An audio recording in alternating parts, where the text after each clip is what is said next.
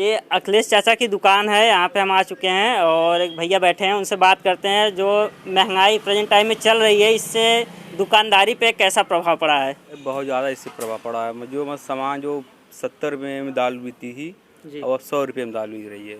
लोग जो 1 किलो लेने 1 पाव ले रहे हैं अब।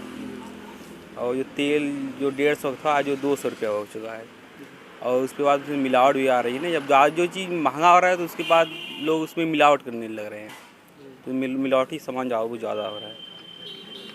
तो काफ़ी प्रॉब्लम हो रही है दुकानदारी करने में, और जो ग्राहक बन रहे हैं उन्हें भी काफ़ी प्रॉब्लम हो रही है। कोई राहत देने वाली ऐसी कोई खबर नहीं है जो दुकानदारी को प्रभावित करे, लोगों को, ग्राहकों को प्रभावित करे दुकानदारी करने के लिए? नहीं, कुछ नहीं, सब बढ़ ही रहा है। अच्छा, धन्यवाद सर आपका टाइम देने के लिए।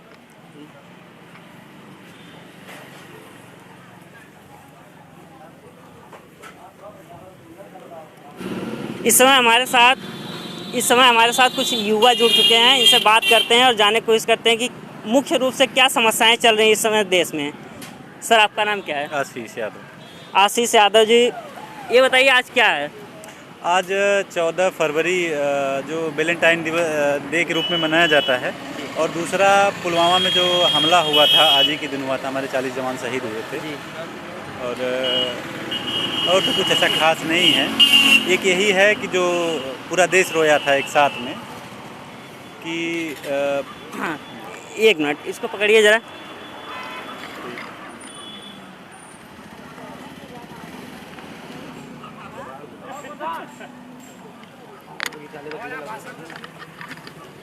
ये हमारे भैया के लिए है। अभी तक ऐसा कोई नहीं मिला है जिन्होंने बिना कुछ बताए पुलवामा हमले के बारे में कुछ बताया हो।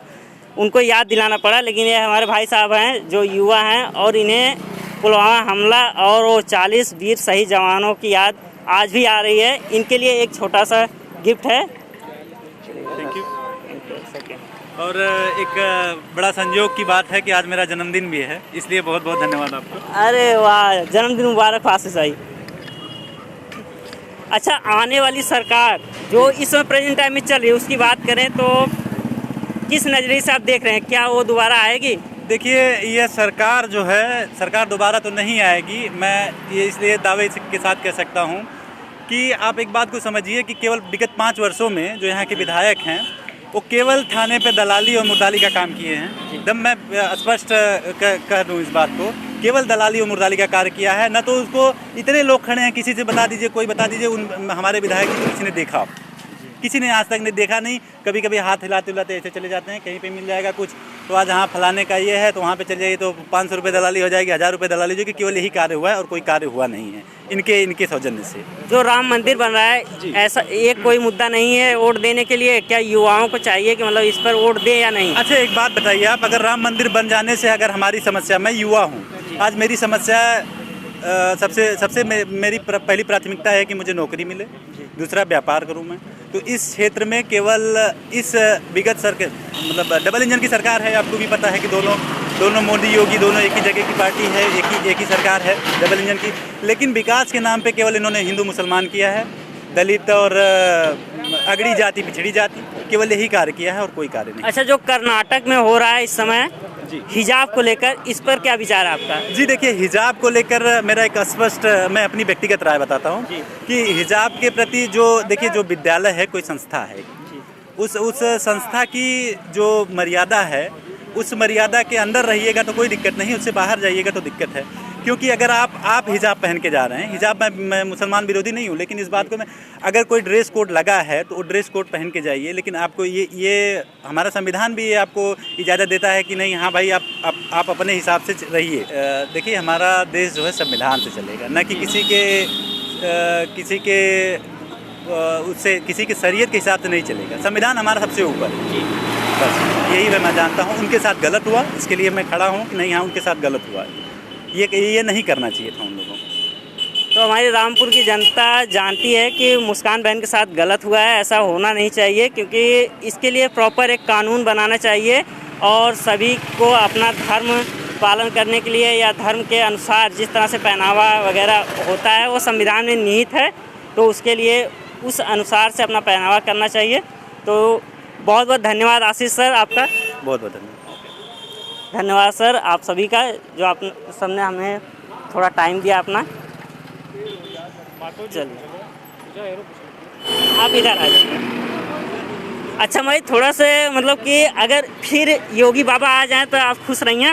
हाँ काहे ना। अच्छा, उनके कौने काम से आप खुश हैं? ए भैया यह योगी ने बछवा गाय छोड़े हैं भैया, खेती एकदम बर्बाद जाओ, गाय बछवा सब समझ में नहीं आवा। अच्छा, माई तंज कसत हैं हाँ। योगी बाबा पे। अच्छा, मतलब खुश ना है बछवा छोड़ देने तो? तब खेती खाए जाते हैं, जरूर तकलीफ हो। लेकिन राशन तो देत हो माई खाए बदे? हाँ राशन देते, राशन देते। 5 किलो राशन में 1 महीना एक आदमी खा सकला। हाँ। हम तो साइकिल पर वोट मारा, हम ना खुश है। चलिए, अच्छा माता जी खुश नहीं है? साल से हमार लड़का रणेपा खेवत है, उसरे में रेह बटोरत है, हम ना खुश है। 5 साल योगी कुछ ना कहने। आशीष भाई के मन में अभी भी कुछ बाकी है, तो इस पर थोड़ी सी और चर्चा बढ़ाई जाती है आगे। सर क्या कहना चाहते हैं आप? जी देखिए, बेरोजगारी जो है अहम मुद्दा है। 70 वर्षों में महंगाई तो एक पेट्रोल डीजल ये सब का मुद्दा है ही है, लेकिन आप राम मंदिर कह रहे हैं, राम मंदिर बन रहा है तो उससे किसका फायदा होगा? एक बात बताइए। राम मंदिर बन रहा है, चलिए ठीक है, कोई अच्छे, हम भी भगवान राम को मानते हैं, लेकिन इस बात को आप समझिए कि राम मंदिर ही केवल मुद्दा क्यों बनाया जा रहा है आज से? हिंदू मुस्लिम हिजाब का जो मैटर आया अभी कर्नाटक में, वहाँ पे बीजेपी की सरकार है, आपको पता है। वहाँ पे हाई कोर्ट का आदेश आया कि नहीं, हिजाब पहनकर नहीं, क्या है क्या नहीं है, बहुत ज़्यादा उसमें चर्चा नहीं है। 75 वर्षों में बेरोजगारी अपने सबसे चरम पे। कोरोना काल में लाशें बहती रह गई, सरकार ने कुछ नहीं किया, केवल जुमलेबाजी और भाषण से कि 150 करोड़ टीका हमने लगा दिया, ये कर दिया, वो कर दिया। और आज इसका केवल एक जीता जागता उदाहरण मैं आपको बता दूं कि एक यहीं भोगीपट्टी गांव है, वहाँ पे एक आदमी का एक्सीडेंट हुआ। उस एक्सीडेंट को ये लोग कोरोना में घोषित कर दिए, लाश 3 दिनों तक नहीं मिली, 3 दिनों तक लाश नहीं मिली। चौथे दिन कैसे, मतलब बहुत इधर उधर से सब कहवा के कैसे तो जाके वहाँ पे मिली लाश उन लोगों की। तो उन लोगों को लाश के पास भी जाने नहीं दिया गया, उसको पूरा पैक करके फूंक दिया गया। तो कोरोना महामारी से काफ़ी लोग परेशान हुए हैं और बेरोजगारी को लेकर भी युवा में बहुत ज़्यादा रोष है। तो ऐसे में काफ़ी प्रॉब्लम होने वाली है, स्पेशली जौनपुर ज़िले में जो हमारा रामपुर का गांव है। यहाँ की जनता का पूरा विचार है कि राम मंदिर से कुछ नहीं होने वाला है, बेरोजगारी मुद्दा है, महंगाई मुद्दा है, शिक्षा स्वास्थ्य मुद्दा है, इस पर बात होगी तो सही है। हमारे साथ एक चाचा जी जुड़ चुके हैं, आइए इनसे कुछ बात करते हैं। पहले तो बताइए चाचा जी, क्या नाम है आपका? मेरा नाम रमेश नागर निषाद। आप शायद पूर्व प्रधान भी रह चुके हैं या? पूर्व प्रधान भी हूँ, वर्तमान भी हूँ। अच्छा, वर्तमान प्रधान जी हैं। किस क्षेत्र से प्रधान है सर? मैं ग्राम बिजवार सागर से, विकासखंड मुफ्तीगंज से, जौनपुर। अच्छा, जो हमारी रामपुर की जनता है इस समय काफ़ी लोगों से विचार विमर्श हुआ है। अच्छा, क्या ऐसा मुद्दा हो सकता है कि लोग बीजेपी की तरफ जाएं? ऐसा कोई मुद्दा है, ऐसा कोई काम है जिससे लोग प्रभावित हों?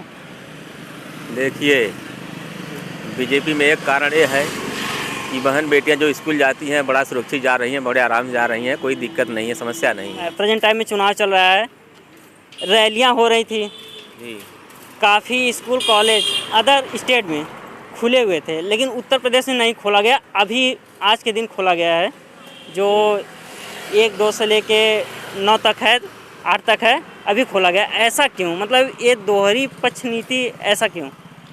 वो कोरोना काल है चल रहा था, इसीलिए वो सब समस्या आ रही थी, अनेक प्रकार की बीमारियां फैल रही थी, इसीलिए समस्या थी। तो चुनाव के लिए कोरोना नहीं है, चुनाव में तो हो रहा है ऐसा। चुनाव होना अनिवार्य है, सरकार बनाना अनिवार्य है, इसलिए चुनाव तो होगा ही, चाहे कुछ भी हो। सरकार को 6 महीने के अंदर में सरकार को चयन करना है, तो चुनाव तो होना तय है।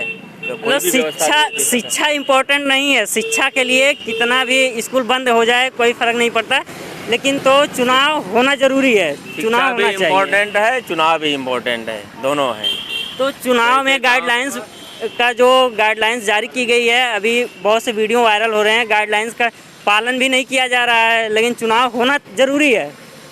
वो भी ज़रूरी है, सुरक्षा भी ज़रूरी है। जी जैसे आदमी को जीने के लिए खाना खाना पड़ता है, जी वैसे लिए व्यवस्था सरकार देती है, तो सरकार नहीं रहेगी तो कौन व्यवस्था देगा? समस्या का समाधान कैसे होगा? सिस्टम कैसे चलेगा? गांव में विकास हो रहा है तो प्रधान है तो विकास वो कर रहे हैं, उनको पैसा आ रहा है, नहीं तो किसके माध्यम से विकास होगा गांव का? चलिए सिस्टम है। प्रधान जी के मुद्दे पे तो बाद में बात करते हैं, क्योंकि प्रधान जी आप प्रधान जी हैं तो काफ़ी कुछ मुद्दा आप लोगों के विषय में भी आता जाता रहता है, कभी मुलाकात इस पर भी होगी।